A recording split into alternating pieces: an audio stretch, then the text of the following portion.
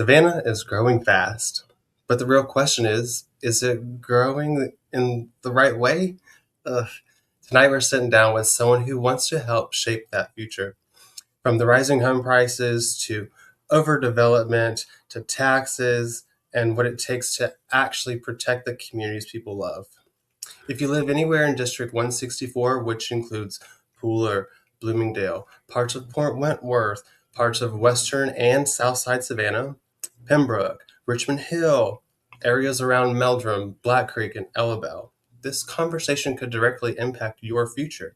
So let's get into it. Welcome back to this episode of the Market Sip. My name is Patrick Donovan from eXp Realty, part of the Johnson Group, with Brandon here from Next Move Realty. What's going on? Next Move Real Estate. Real estate, my bad. Next Move Real Estate, my bad.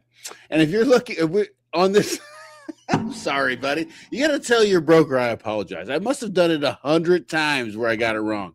Tell her I'm sorry. But if you like talking about politics, about real estate, we're going to be doing a stats feed that's coming out this Friday. You're in the right spot. And of course, if you're thinking about buying a home, I saw a commercial the other day on TV. I was watching, I can't remember what I was watching, but they're like, hey, if I'm looking to buy or sell a home, what should I do first? Do you remember what they said on that commercial, Brandon? Scan those codes. Scan the codes. The QR code's right above our heads. If you want Brandon, scan the code above him. If you want me, scan the code above me. We'll answer any questions you guys got. I want to thank everybody for joining today. And if you're here, hit us up in the chat. Tell us hi. We want to say hi to you. We appreciate you guys coming. So, Brandon, let me ask you a question. Okay. Yeah. Let me show this poll. What is harder to find right now? An affordable house, parking downtown, a road without construction, or affordable insurance premiums? What do you think? We already know my vote. I live in Pooler, so mine's going to be a road without construction that's not 15 years long.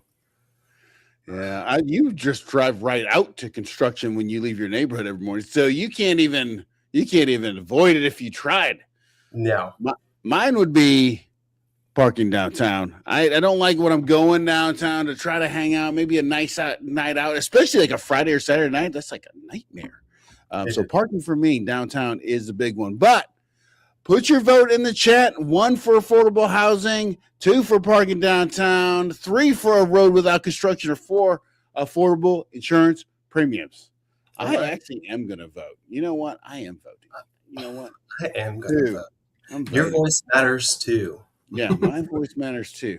So if you're in the chat, vote. Jennifer, hi. How you doing? I'm glad you're here. I appreciate it. Yes, thanks, Jennifer. So tonight's guest is stepping forward to represent Georgia House District 164 with a focus on community growth and accountability. Stephanie Burgess is running to be a voice for the people of this district, tackling issues like housing affordability, responsible development, that's a key one, thank you, and making sure that growth doesn't come at the cost of the people who already call this place home. And whether you agree with Stephanie's political views or whatnot, tonight's about hearing directly from someone who wants to help shape the future of this district. So let's welcome to the show, Stephanie Burgess. Hey, Stephanie. Thank you for coming on. I really appreciate it. Hello. Hi. Thanks for having me. All right. So, Stephanie, for all the people out there that don't know who you are, tell them about yourself and why you're running, please. I am Stephanie Burgess of the Burgess Law Group. I'm known as the small firm with the big fight, smallfirmbigfight.com. I primarily practice family law and criminal defense. I've been an attorney for 21 years. I've been a small business owner for 16 years. I'm a former law enforcement officer with over 10 years of law enforcement experience. I've been on several boards. I've been a recreational leader and worked in the inner city parks of Savannah, Georgia, almost every one of them. I coach Little League, what you name it, I've done it in terms of parks and recreation. I also serve, I'm a former board member for the Mediation Center Chatham Citizen Advocacy, Youth Futures, which is now no longer existing. I was a Rotarian. I've been on Group Study Exchange. I believe in serving the people. One arm of my practice, I do community service events. I do free will seminars. I do child support. You name it, I do it for free and I feed you because I believe in service to the core. I love it. I love that. All right. So now that people got to know you a little bit more personal, I love that. Little League's tough. I used to. Mm. So let's get into the real issues that people are really talking about around here. So we did a poll for questions, and these are the questions that people are, they voted on the most, so they're most concerned about. And we also have the comments coming in, so we'll be going back and forth with the comments. But before we dive in, I just want to say thank you to everybody in the chats. And if you have questions or if you have comments, please put them in there. That's the whole point. So we have a good conversation and we learn something. Heck yeah. Yeah. Heck yeah. Thanks, All Jennifer. right. You're lovely too. Hey, y'all. Hey, girl. And she says, hey, Stephanie.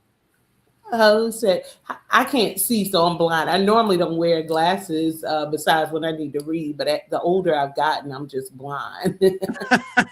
Don't worry about it. Brandon's going to read it for you. So, but he said, Bernice says greetings. Greetings. Hey, Bernice. I forgot to say why I'm running, and just shortly, because I think I took too long. Go ahead. No, please. I'm running because I believe that the people need to be helped, heard. They need to be heard, helped, and well represented. I believe that they need transparency and authenticity. And I can't promise a lot of things. I can't promise the outcome of votes because I'm only one vote, but I can promise what I bring there. I can promise that I will be transparent, that I'll be honest, that I'll bring integrity, that I'll hear them, help them, and hope that make sure they're well represented. I'll be a voice. Excellent. I love that answer right now. So we need a voice out there. All right. So before we get to our first question, I guess our second question, we're going to play this quick video. Here we go. It talks about the phase after burnout. And I think that's where most of us are right now. It's not that people are mad anymore. It's that people are just empty. We still wake up, we go to work, we still answer text, we still pay bills, we still laugh at memes sometimes, but something underneath all of that is just gone. And it's not the depression in the way that people think. It's more like realizing this is it. This loop, this pace, this constant feeling like you're behind, even when you're doing everything you were told to do. We just quietly adjusted to less joy, less hope, less expectation from life itself. And that's the part that scares me the most, Because when people are angry, they fight. When people are sad, they ask for help. But when people just go numb, they just survive. They stop dreaming big. They stop imagining different. They stop believing things can actually change. Not because they don't care, but because caring started to hurt too much. So if you've been feeling disconnected lately, unmotivated in a way that sleep doesn't fix, tired even on your days off, there's nothing wrong with you. Yeah, that speaks to the heart right there. So let me ask you something, Stephanie. What do you think?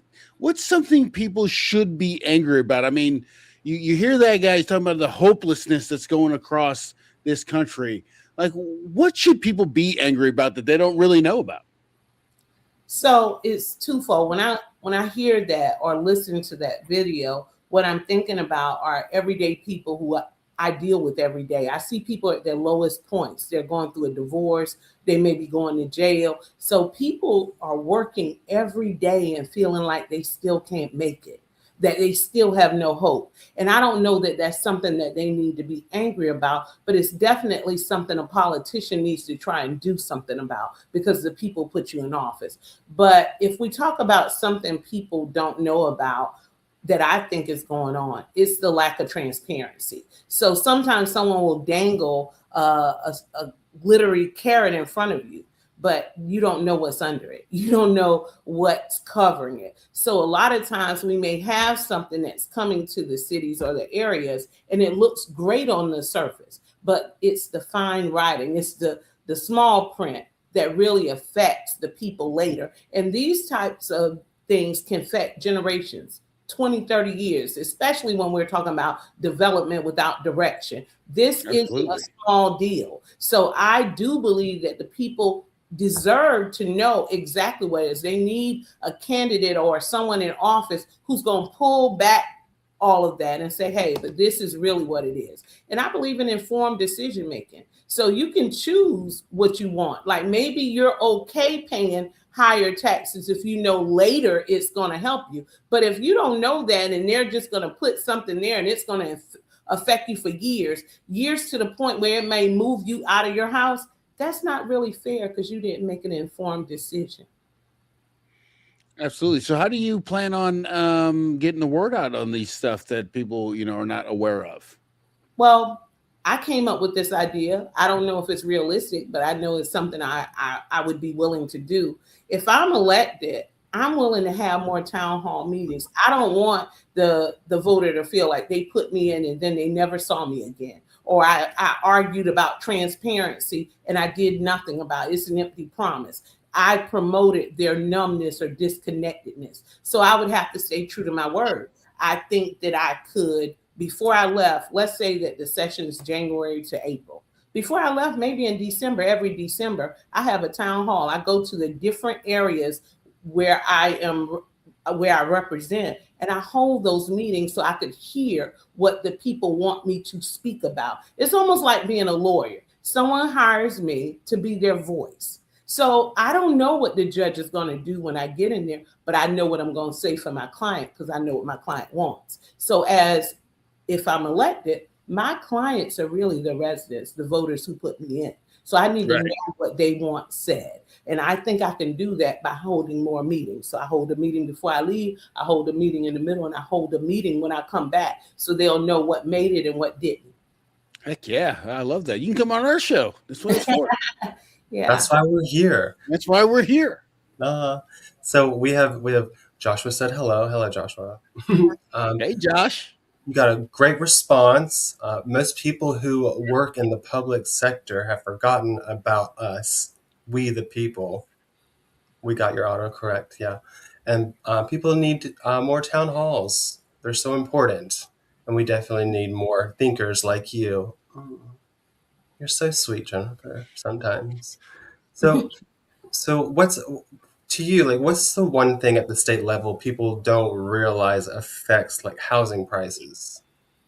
I think that people don't realize that infrastructure affects everything. It has an impact on absolutely everything, including housing prices. Because if you have to pay for this, then how are you paying? And typically you're going to pay through your taxes. Right.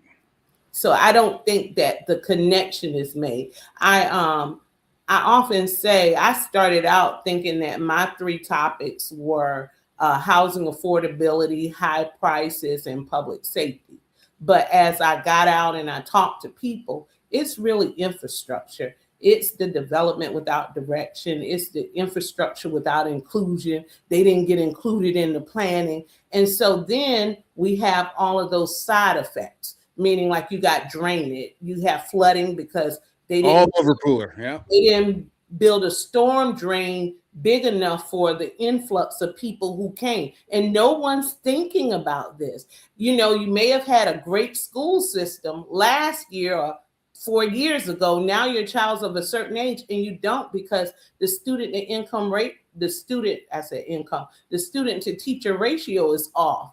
Or you're now sitting in traffic for an hour where that wasn't the case when you bought your house. Right. All of this is connected to infrastructure, and the people need to know it. So sometimes, if you know it, you can make a decision. You're like, you know what? It's worth it if I see it in the long run. Now, some of the benefits, people are like, well, what about growth with cars? I'm not anti-growth. I'm anti-chaos. I'm anti-congestion. Can we plan? We want to grow. And at the same time, some areas may want to grow, but they want to keep their small town charm too. How do you do it? Include the people. Find out what they want. Exactly. Like, how hard is it to find out what the people you're going to bring in something?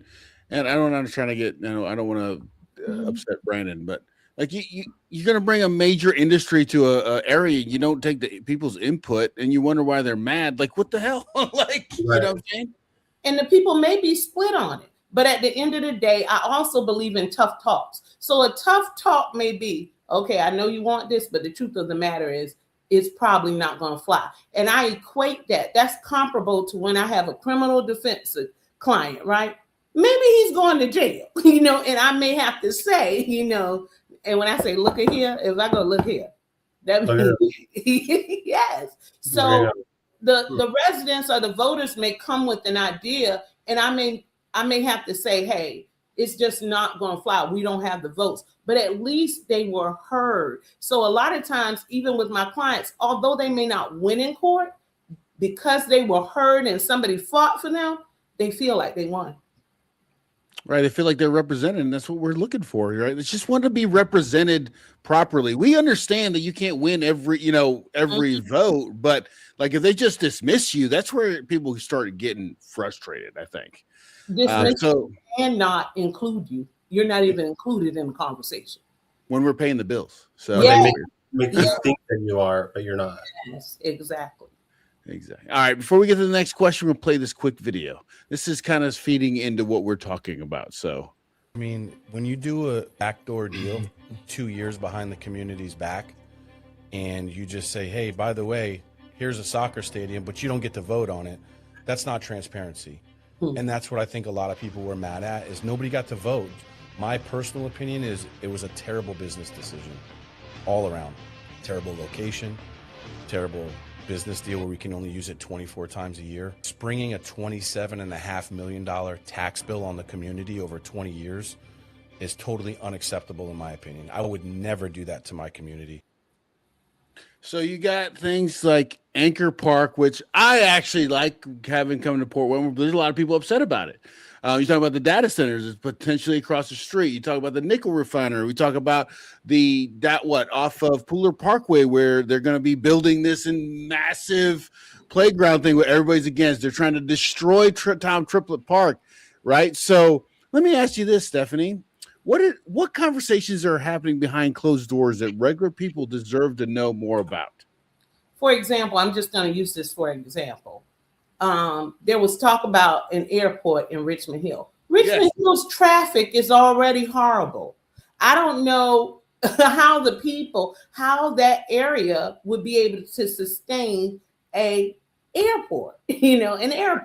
So the conversation had to happen behind closed doors, because if collectively the people aren't for it, or the nickel refinery, like with all of the environmental issues related to that should come from the people. The people put the politicians in office, and it should be the people's points that are promoted when they get there, not the politicians.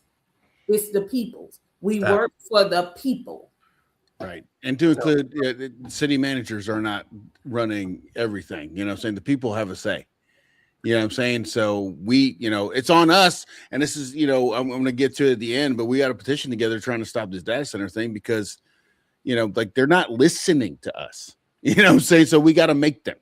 And I don't want to overlook the data centers, but right. So they dangle, it'll give you more jobs. But what won't it give you? What else will it give you down the road? So they can't answer the question. Things behind closed doors that just put it all out there. Then let them decide. Now, if the elected official puts it there and the people don't come to the town hall meetings or something like that, that's a different story. But at least give them the option and give the information. We live in a tech age. There's no way this information can't be disseminated. Right. I find that hard to believe.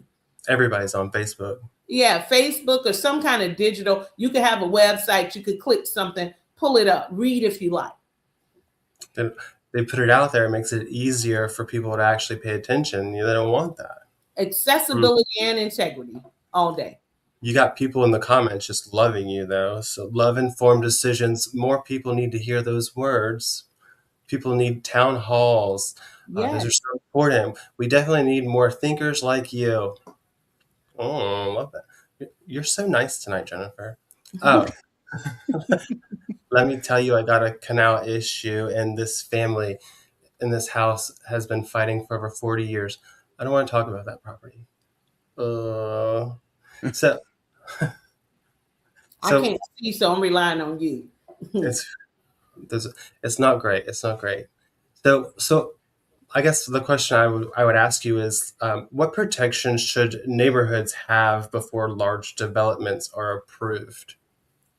I think that protections as it relates to someone who's on the state level is that there needs to be partnership with the local levels. So if there's a partnership with the local levels, like when the citizens are at the city council meetings, the commissioner meetings, the zoning meetings, then I think that the state rep can come back and protect them to show them what all is there, like how it is interconnected and what impact, what are the pros and the cons of it from the local level to the state level. I think that's a protection. Okay. All right. That's good. I like to hear that. Okay. So before we get to the next one, let's play this video real quick. Here we go.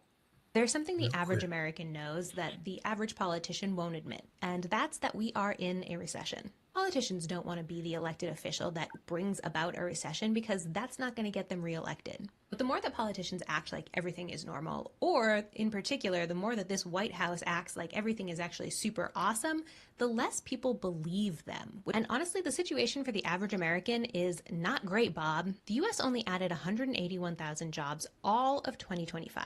Compare that with 2024, where we added an average of 186,000 jobs per month throughout the whole year. Gas is averaging $4.51 per gallon across the country. More than half of Americans say that life is less affordable than it used to be, and food banks across all 50 states are seeing an increase in users. This is a major financial and economic disconnect for regular people with our elected officials. So even if nobody in power will admit it, we all know what's actually going on. Oh man. So, what do you think after you hear about the economy's great, us we find the Dow's all the way at the top, S&P 500 is doing great, but what is the biggest disconnect that the politicians are not seeing between average everyday people? Yeah. Average everyday people are fighting to live on basic necessities. If eggs are $12, coffee creamer $6 or whatever it is, that's everyday people. And, you still have to buy Pampers or whatever else and formula for your child and daycare. And now you're sitting in traffic longer. So if to fill your tank was $50 before, I don't know, it might be $64 now. That may not be that is a disconnect. If it doesn't impact you, it's impacting everyday people. And I think to ignore it is crazy. And what I heard in the video really deals with credibility. Like if an elected official doesn't have credibility, then they don't need to be reelected. It's so much for the status quo. And that should just be a rule across the board. But the voters have to get out to vote. They have to be educated. And it's a relationship. Meaning, don't go off of the resume. Go off of the relationship. That's what you need to do, because the resume could fool you. Yeah. Well, it's resume. Well, it's funny you say that. The mayor of Port Wentworth, she said she made a great point. It kind of kicked me off. It got me a little fired up. But she was like, "Well, you guys were mad about it for one meeting, and then I never heard about it again. The voters just disengaged, right? So I think we need everybody to get engaged in the process. I think if we want to take the power back, right, and we want to get people like Stephanie elected or anybody that is aligned with our views, you got to get out there and you got to vote. You got to show out. We got to bring the fight. I think that what was happening right now, people, they're just like, they don't give a shit. The people don't care. They're numb, but you got to shake it off. Yeah, we all could be pissed off at it for a day, but you got to do something about it. You have to be proactive. You can't wallow in it. And as it relates to Port Wentworth, I love the idea of an amphitheater. I like the idea. Me too. However, I think that there has to be tough talks, which people can agree to disagree. without being personal. But when people are really mad, I think it gets a little too personal, and you get emotional and not logical. So we need to come together where we're using logic and not just emotion. We're really thinking, not just feeling. Okay. Right. Yeah. Yeah. People in the chat seem to be feeling you. Oh, really? I can't see it. So for Stephanie Burgess, we need you to get up on that hill and give those fools a lesson. Go, Steph, go. We got you. Step 1, get out there and vote. One of my favorite sayings is, we can agree to disagree and keep it moving. Yes. And I think that's a tough talk. So even in the communities that want it, you may have a difference of opinion. And obviously the vote is going to win with whoever the majority is. That's what's going to rise. But you got to have the conversation. And there's too much divisiveness without the conversation. And people probably are more alike than not. They just don't talk. Right. Oh, absolutely. And Bernice said hi. Hey, Bernice. So do you believe that Savannah and District 164 are overdeveloped right now? And where do you personally draw the line when it comes to that? I think that so 164 includes Richmond Hill. Richmond Hill's traffic is comparable to Pooler's. Pooler is overdeveloped as well, So now we have Richmond Hill, we have Pooler. We won't even talk about Georgetown's traffic. So they tried to fix that, but right. And I know plans are in play, but I don't know that it actually worked. So we have to hear the people when they have a problem. And again, the overdevelopment, it drives everything else. And so I attended a meeting where Pembroke's mayor spoke, and she talked about how it took them 5 years to put in a storm drainage in any city or area that needs or it has this influx of overdevelopment, actually is going to need a new storm drain. And it's expensive, and it takes about 5 years. And so guess what? If it comes to that area and they don't have it, you know what you're going to have? Flooding. You're going to have a problem. But no one told you that. Right. That's the backdoor conversation. See? She's putting the pieces together for you right there. We have to connect the dots.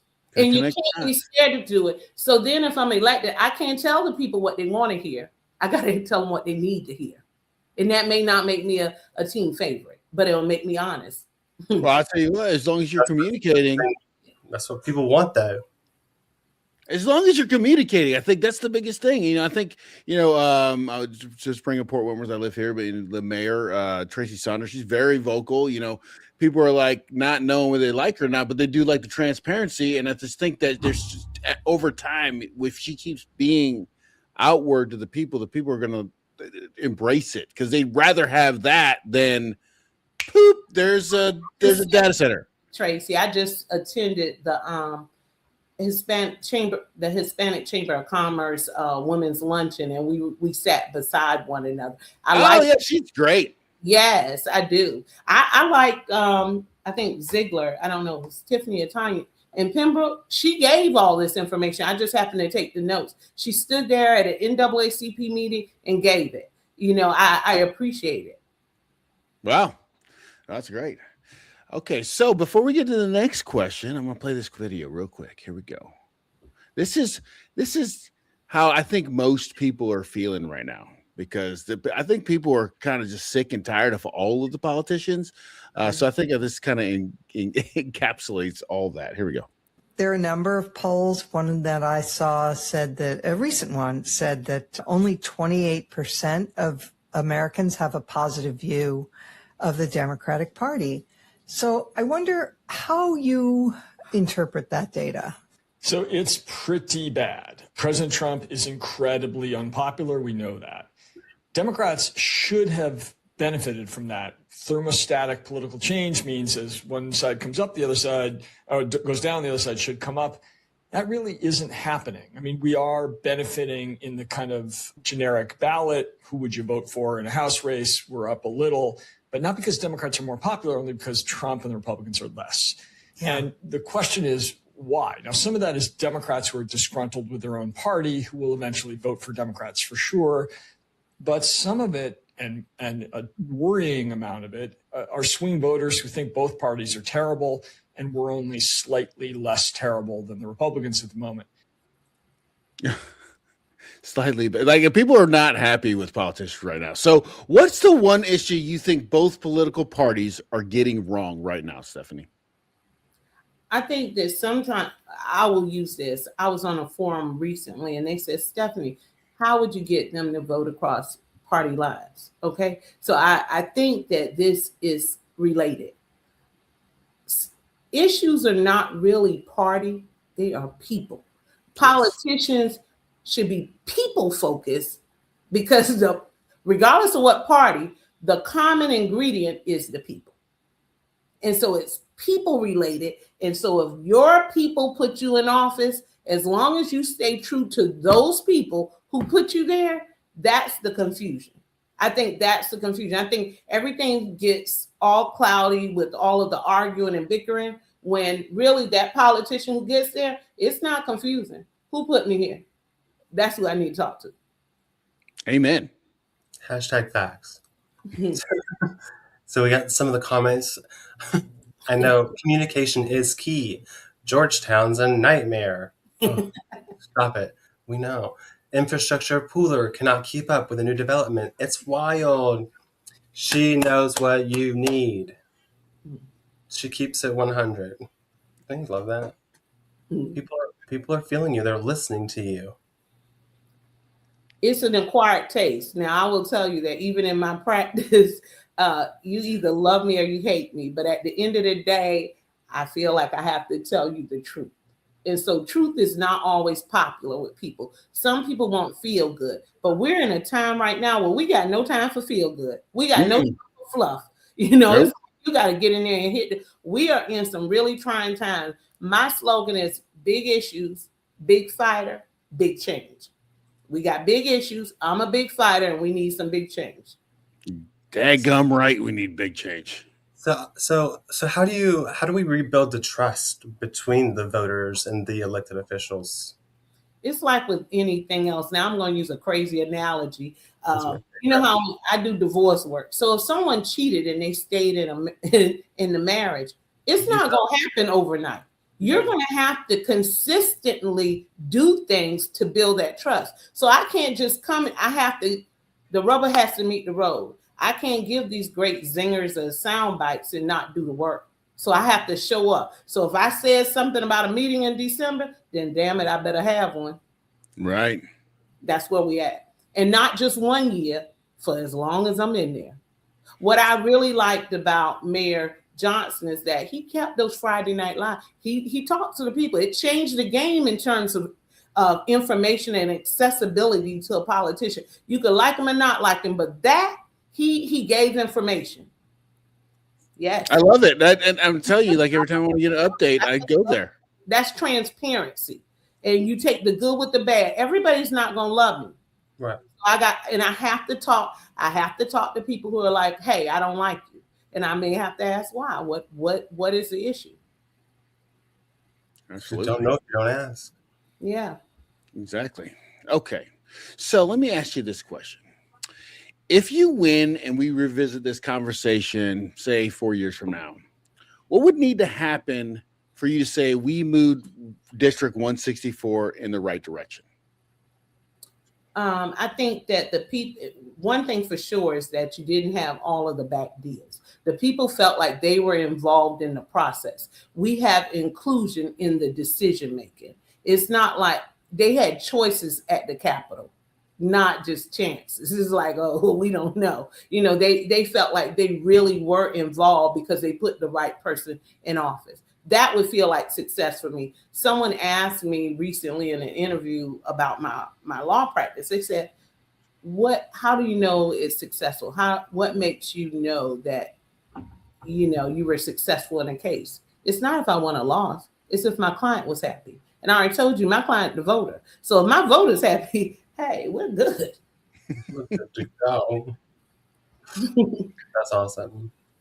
So you have everybody singing your praises right now. Exactly. The politicians make the I don't know, partisan issues out of our problems, and it's annoying. Yes, truth can be messy, but it's always the best path. Big issues, big fight equals big change. Amen, sister. Go Friday Night Lives. This is good. That's real. When she wins. Bernice is in your corner. Bernice is my so all transparency. Again, I'm honest to the core. Bernice is my social media girl. She's been with me since 2016. I've been in Savannah since 2010. I'm a native too. Oh, okay. Well, let me say to your sister, she can use this video however she wants on the Facebook and all the social medias as much as she wants. Thank you. So, like I said, I would say thank you for everybody coming in the comments. If you got any more questions, please bring the questions. But I did want to ask you one last question from us, okay? And if you ask more questions, we'll keep going. But what is the one thing that you wanted to talk about that we didn't bring up? So there are a couple of things that are near and dear to my heart. Obviously, the Voting Rights Act, the voting rights decision just happened. And so if I had to say something about that, because I don't think Georgia is off limits for there being impact here. Again, I'm going to use an analogy like in law. There's something called forum shopping in law. That's when the lawyer is trying to pick the best court to get the best outcome. And so if gerrymandering has to do with the people should choose the politician shouldn't choose which people. That's all I have to say about that. So as long as it's fair and it's about the people, we're good.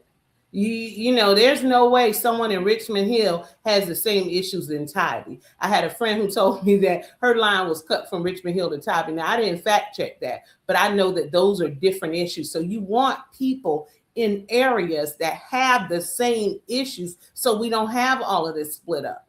That's right. When someone's hiding the ball of what the real agenda is. I'm about transparency. I really am. Good, bad, or ugly. Just tell them and let them figure it out. You get what you get. At least I didn't lie.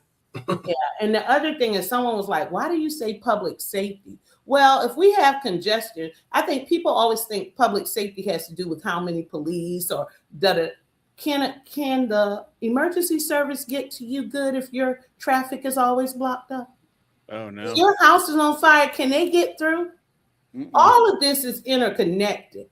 When I say everything comes from infrastructure, it all does. So all of this is important. So it's important how I vote. If I'm elected, obviously we're dealing with funding and voting on certain policies. And so you need to know what I think, and I need to know what the people think so I know what to take back. You know how many times at that bottleneck right there, Quaco into Wheeler Parkway, the ambulance is stuck? Right. And somebody's life is on the line. Someone asked me the other day, why did you say public safety? Well, obviously, I have a background. I was a deputy sheriff at the Chatham County Jail for like 6.5 years before I went to law school. And I worked at campus police in Atlanta. But it is important. And we also have mental health issues. There's so many different issues for me to discuss that we can't get into.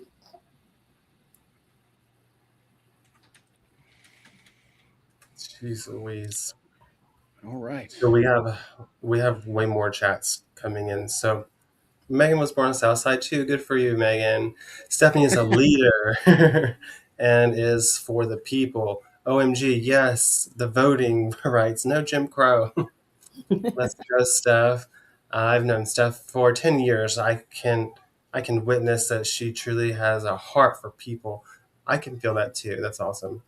Buddy Carter was just interviewed and said that Georgia should be next after Tennessee and Louisiana for gerrymandering.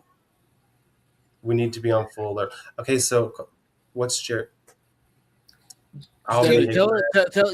him a breakdown of gerrymandering. Gerrymander is when they redraw the lines. They're trying to draw districts for who votes in that district. They're redrawing the lines. Oh, yeah. Okay. Yeah, I did just see something about that. Jennifer, so I love hearing about the public safety because I said for the last 50 years, all the politicians have ignored our infrastructure and public safety. Yeah, and yes, please bring the issues back to us to vote on. They've taken so many votes away, or lost them, or don't care. Definitely the maternal issues in Georgia. Obviously, they affect Black and brown people, obviously. And that's another thing. We cannot be afraid to talk about race. It's here, it's in our face. We got to talk about it. I just believe in tough talks. Hey, you gotta have them if you're gonna grow. You gotta have those kinds of conversations. You can't grow if you just hide from everything. I agree. It may be uncomfortable, but we could get through it. We're uncomfortable now. Well, if you make it uncomfortable. Yeah. Take that one down. No, I was talking about putting people in jail. No, I love you guys' chat always, guys. Don't ever feel like you can't come on here and chat as much as you want. Jennifer, we have some new people in the chat here. Bernice, Corin. We got Monticello. We got a lot of Megan Kozlowski. What's up, Megan? How you doing? Thank you for joining. I appreciate it. Hello, y'all. Everybody for coming in here. Thank you so much. So, is there anything else you want to talk about? Or are you good? Are you good to go, Stephanie? I'm good. If y'all are good, I can't think of what I missed that's huge for people. Hey, let's just keep it. If they put me in, I promise you, I'm gonna show out. I could tell. I already know what's about to happen. Any less. So let me ask you a question. Since you don't have anybody running against you, right? Is that correct? Not the primary, but my opponent in the general has been in office since 1997. Get out. Yes. 97. Yes, he's been in for decades. What? I did not know that. Now, I think I'm not mistaken. I think I read it was 1997. Oh, and man. so I just don't believe we need status quo. I mean, so much has changed since then. Right. And not to mention that, though, I mean, like, has it changed here for the better? Right. I feel like it's more of a stalemate here for the not so better. You can keep a known hell or take a chance on an unknown heaven. I don't know. Yeah, I mean, it's time for a change. I'll tell you that. I mean, I think everybody's feeling that. You hear these videos I'm playing, the comments going on. People are not happy about what's going on in the world. So, I mean, like you said. I'm not a basher, so I'm not trying to bash anyone because I do know that my opponent is well-liked. He has great partnerships and different things like that. But I also know who I am and what I can do. And I know I'm no liar. And you don't need to trash mouth people. Not to say the other person is. I'm just saying that I wouldn't promise the people something that I couldn't deliver. So I don't want to overpromise. I have a little slogan like, I could promise the fight. I can't promise the outcome, but I can promise the fight. And I always fight to win. Always. Ron Stevens has served the Georgia House of Representatives since 1997. Wow. Jesus Christ. That is a long time. No, I don't take it as bashing. It's just enough. Yeah, this is what let me ask you a question. So how do you feel about term limits? I think, not to be corny, but I think if the people want term limits, then the people need to get them. It's not really what Stephanie thinks. I need to go out and find out if I had a town hall in different areas from Bloomingdale, Georgetown, Henderson, Richmond Hill, Pooler, and everyone was like, well, I think everyone should have 4 term limits. Then it's not my agenda. It's the people's. I don't know if that was a trick question, but that's my answer. No, I love it. I love your answers. That's great. People get stuck and then they don't, it's just lining pockets at that point. 30 years. Don't age me right now, okay? No, that's how long he's been doing. Is that when you were born? No. Earlier than that. That was funny. That's 91, but Jesus. Well, you're not that right, but don't ask me. Well, Stephanie, I can't tell you how much we've enjoyed this conversation. I really appreciate you coming on here and being straightforward and honest. I think that's what we need in politics these days, just people to be real. like you said, you can have differences of opinion. You cannot agree as long as you are straightforward and honest with what you say and you do what you say you're going to do. People don't. I mean, I would say I was before a Democrat. I'm probably independent now. I feel like the person that hates both sides of the party. I can't stand these politicians anymore. I want something different. And I think everybody wants something different. So have someone out here telling the truth. And then of course we got to hold you accountable. And when you get in, then we got to hold you accountable. So I appreciate you coming on, and please, to your social media manager, use this video however you want. If it helps you out, please use it. And Stephanie, can you do me a favor? Can you promise me if you win, you come back on? Oh, you're gonna win. So word on that. I will definitely come back. I've enjoyed it. Thank you so much for having me. Thank both of you. I'm so excited to follow you on this. This is gonna be fun. This is gonna be fun. Thank you. I'm looking forward to it. Okay. Well, thank you again, and I appreciate it. And I wish you good luck, and we'll talk to you soon because you're going to win the primary, so we're going to have to get you back on. All right, we'll do. Thank y'all. Have a great evening. Thanks, you too. All right, so let's wrap up the poll. If you want to get a vote in on this poll right now, what's harder to find right now? Affordable housing, number 1. Parking downtown, number 2. A road without construction's taking the win right now. Did you vote again? It doesn't count. Yeah, you can only do it once. All right. Or affordable insurance premiums, which insurance is going through the roof. So hit the poll. We want to see. There we go. We're making some movement now, but don't leave yet. We kind of want to talk to you about what's going on. So we got the market update that's coming up by the end of this week. So by Friday, me and Brandon will put it out. We'll have a live video sometime during the middle of the day, but our schedules are busy. So we're going to get it done. We're just going to make sure we get the information out to you. Don't miss the Ardsley Station video me and Tony did on Savannah's Nooks and Crannies. Really good place. We had this French dip. Have you ever had a French onion soup dip sandwich, Brandon? I mean, I've had a French onion dip. But I guess I sit with Lauren at this point. Like neither one of us have tried it. Tony was he liked it a lot. I mean, obviously. He liked it more than giving it to his wife to try. So definitely check out the Ardsley Station video. And then also we got Ken. How do you say his name, buddy? Yasker? Yasker.